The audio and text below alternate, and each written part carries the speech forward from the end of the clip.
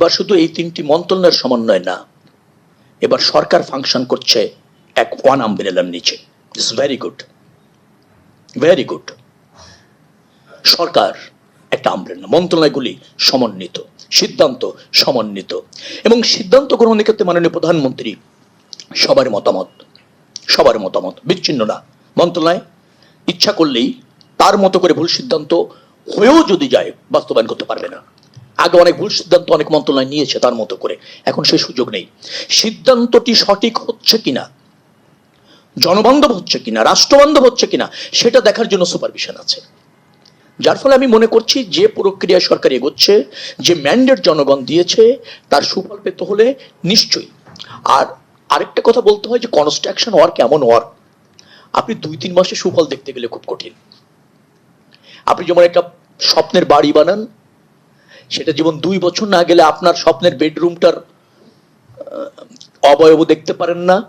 স্বপ্নের বেডরুম, সেটার ফার্নিচার সহ 2-2.5 বছর ছাড়া দৃশ্যমান হয় না। কনস্ট্রাকশন ওয়ার্কটাও কিন্তু এরকম, যে আপনাকে প্রকল্পগুলি নিয়ে বাস্তবায়নের একটা জায়গায় না নিতে পারলে আপনি কিন্তু দৃশ্যমান দেখবেন না। তো এই জন্য আমি বলছি যে পলিসিগত দিক থেকে আমরা অনেক কিছু সমন্বয় করছি। একটি মাল্টিমোডাম যোগাযোগ সিস্টেম ইন্টারন্যাশনাল মানের যেভাবে করা যায়, যেহেতু মন্ত্রণালয়টা এক করা হয়েছে, তার মানে ওই ভিশনটা আছে। এখন ওই ভিশনে পৌঁছানোর জন্য সময় প্রয়োজন, এবং ধরেন কর্ম পরিকল্পনা নিয়ে বাস্তবায়ন প্রয়োজন। তো ওই প্রক্রিয়ার মধ্যে আমরা আছি, নিশ্চয়ই দৃশ্যমান দেখবেন। মানে ইতিমধ্যে আমার মনে হয় কিছু দেখেছেন আপনারা, আর যদি না দেখেন তাহলে আমি মনে করবো দেখতে চাচ্ছেন না। তো আমি আজকে আর সাংবাদিকতা নিয়ে কথা না বলে আসুন আজকে আমাদের সৌহার্দ্যতা নিয়ে কথা বলি। আর একটা কাজ করি আপনাদের জন্য, আমি আবারও বলি, অ্যাজ এ মিনিস্টার আপনাদের এই ত্রিপুরার হলে একটা বাদ যায়, নৌবাদ যায়, শুধু নৌবাদ যায়। তো ত্রিপুরার তো পুরাটাই আমার মধ্যেই, আমি আপনাদের আছি।